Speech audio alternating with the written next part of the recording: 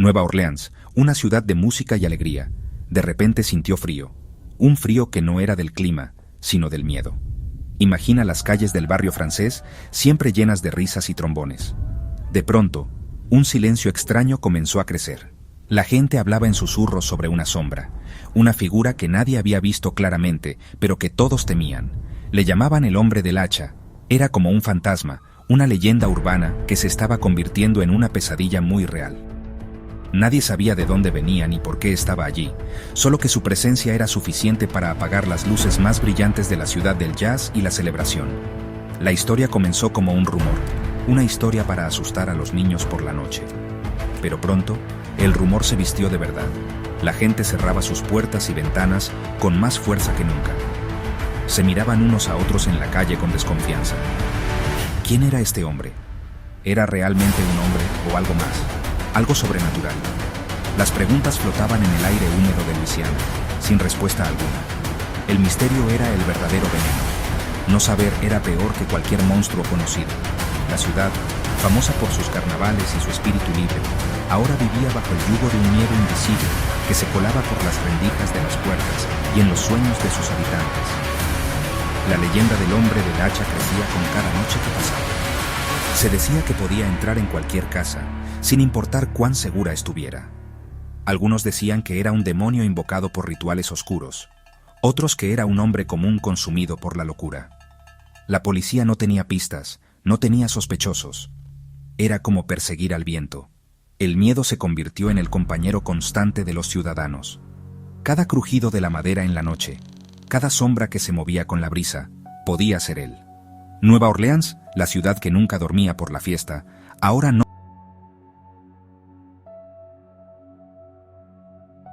El hombre del hacha no era un ladrón común y corriente. No buscaba dinero, ni joyas, ni objetos de valor. Su objetivo era algo mucho más siniestro y personal. Su llegada significaba violencia, una brutalidad que dejaba a la comunidad temblando. La falta de un motivo claro hacía que el miedo fuera aún más profundo. Un ladrón roba y se va. Pero ¿qué haces con alguien que solo busca sembrar el pánico y el dolor? La ciudad se enfrentaba a un enemigo que no entendía. Un enigma envuelto en la oscuridad de la noche, armado con un hacha y un silencio aterrador que era más ruidoso que cualquier grito. Entre 1918 y 1919, el terror se materializó. Los ataques comenzaron uno tras otro, siguiendo un patrón escalofriante y macabro. El asesino siempre usaba un hacha, a menudo una que encontraba en la propia casa de sus víctimas. Era una firma cruel, un símbolo de su poder para convertir lo cotidiano en un arma de pesadilla. No forzaba las cerraduras, parecía deslizarse a través de las puertas traseras, como si las barreras físicas no significaran nada para él. Las víctimas eran atacadas mientras dormían, en la seguridad de sus camas, convirtiendo el lugar de descanso en una escena de horror inimaginable. La ciudad se despertaba con noticias que helaban la sangre y alimentaban la histeria colectiva. Una extraña conexión comenzó a surgir en medio del caos. Muchas de las familias atacadas eran de origen italiano, inmigrantes que habían llegado a Nueva Orleans en busca de una nueva vida y oportunidades. Esto generó una ola de pánico específica dentro de la comunidad italoamericana. ¿Era un crimen de odio? ¿Una venganza personal contra un grupo específico? Nadie lo sabía con certeza. La falta de robo seguía desconcertando a todos. El asesino entraba, cometía su acto atroz y se iba, dejando atrás el caos y el misterio, sin llevarse ni un solo centavo. Este detalle hacía que la gente se sintiera aún más vulnerable, porque el motivo no era la codicia, sino algo mucho más oscuro y retorcido. El miedo se apoderó de cada rincón de la ciudad. Las familias se atrincheraban en sus casas por la noche, armadas con lo que tuvieran a mano. Los vecinos formaban grupos de vigilancia, patrullando las calles con linternas y escopetas, pero el hombre del hacha parecía ser un fantasma, siempre un paso por delante de ellos. La policía de Nueva Orleans estaba desesperada, sin pistas sólidas ni testigos fiables.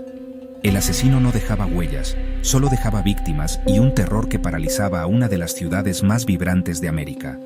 La gente dejó de salir por la noche y los negocios cerraban temprano. La alegría se había evaporado.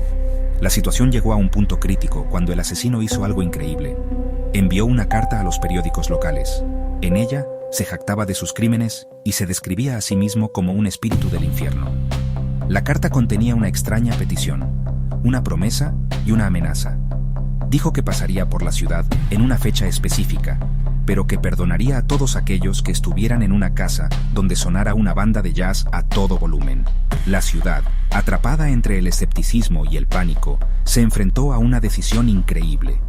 ¿Era una broma cruel o la única forma de sobrevivir a la noche más larga de sus vidas? En medio de este ambiente de terror, vivía Charlie, un joven músico de jazz.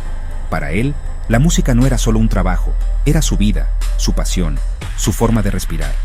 Tocaba el saxofón en un pequeño club lleno de humo en el corazón del barrio francés. Mientras el resto de la ciudad se escondía detrás de puertas cerradas, Charlie y su banda seguían tocando. El jazz era la voz de Nueva Orleans, y él se negaba a dejar que el miedo la silenciara. La noche de la famosa carta del hombre del hacha, la ciudad estaba en un estado de frenesí. Cada casa, cada bar, cada salón de baile se llenó con los sonidos estridentes y alegres del jazz. Era una celebración nacida del miedo. El club de Charlie estaba más lleno que nunca. La gente no solo estaba allí para escuchar música, estaban allí para sobrevivir. La banda tocaba con una energía desesperada, como si cada nota fuera un escudo contra la oscuridad que acechaba afuera.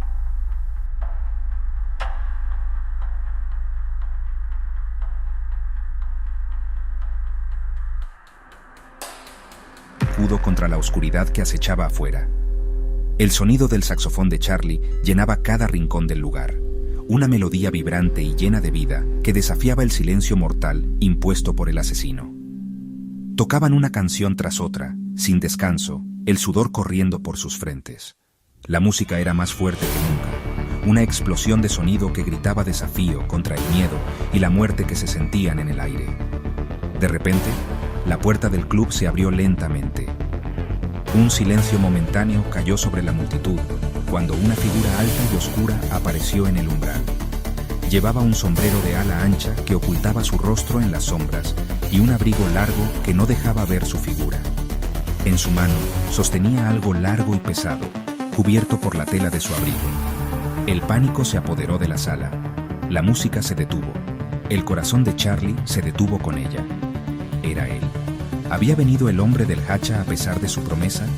La figura se quedó allí, inmóvil, observando la escena con una quietud aterradora que contrastaba con la energía de momentos antes. Charlie, paralizado por el miedo, solo pudo hacer lo único que sabía hacer. Cerró los ojos y llevó el saxofón a sus labios.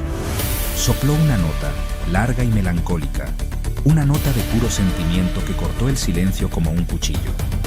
La figura en la puerta pareció reaccionar. Inclinó la cabeza, como si estuviera escuchando atentamente la melodía. Charlie continuó tocando, ya no para la multitud, sino para el hombre en la puerta. Tocó una pieza de jazz improvisada, llena de dolor, miedo y una extraña belleza. Después de lo que pareció una eternidad, la figura se dio la vuelta lentamente y desapareció en la noche, cerrando la puerta detrás de sí. Esa noche, nadie en Nueva Orleans fue atacado. La ciudad había seguido las instrucciones del asesino y la música de jazz había llenado cada calle, cada hogar. La promesa del hombre del hacha se había cumplido. Al día siguiente, la ciudad respiró aliviada, pero la pregunta quedó flotando en el aire. ¿Fue realmente la música lo que los salvó? ¿O fue todo una coincidencia macabra, una broma cruel de un loco? En el club de Charlie, la gente lo miraba como a un héroe. Su música, decían, había calmado a la bestia. Él no estaba tan seguro. Recordaba la figura en la puerta, la forma en que escuchó, y se preguntaba si había tocado para un hombre o para algo más. Poco después de esa noche, los ataques cesaron tan misteriosamente como habían comenzado. El hombre del hacha desapareció sin dejar rastro, convirtiéndose en una leyenda, un fantasma en la rica historia de Nueva Orleans. Nunca fue atrapado, nunca fue identificado. Su identidad sigue siendo uno de los mayores misterios sin resolver de Estados Unidos. Se fue, dejando atrás solo cicatrices, recuerdos aterradores y una historia increíble sobre el poder de la música. La ciudad, lentamente, comenzó a sanar, pero nunca olvidó el terror que vivió durante esos largos meses de oscuridad y miedo. La historia de Charlie y su saxofón se convirtió en parte del folclore de la ciudad. Se contaba en los bares y en las esquinas, una historia de cómo el arte pudo triunfar sobre la violencia. La idea de que una melodía de jazz podía proteger a alguien de un asesino con un hacha era poética, casi mágica. Le dio a la gente una sensación de poder, la creencia de que su cultura, su música, era un escudo. La leyenda le dio a la ciudad una forma de procesar el trauma, transformando el miedo en un cuento con un final casi feliz, donde el héroe no llevaba una espada, sino un instrumento musical. Pero el misterio persiste, como una nota baja que nunca se desvanece. ¿Era el hombre del hacha un verdadero amante del jazz? ¿Un demonio con un gusto musical particular? ¿O era todo parte de un juego psicológico para aumentar el terror? La verdad se perdió en el tiempo. Hoy, 1 de julio de 2025, cuando caminas por las calles de Nueva Orleans y escuchas el sonido de un saxofón flotando en el aire nocturno, es imposible no pensar en esa leyenda. La música puede ser una salvación, un refugio. Pero a veces, en las sombras entre las notas, uno puede sentir que algo mucho más oscuro y antiguo podría estar escuchando.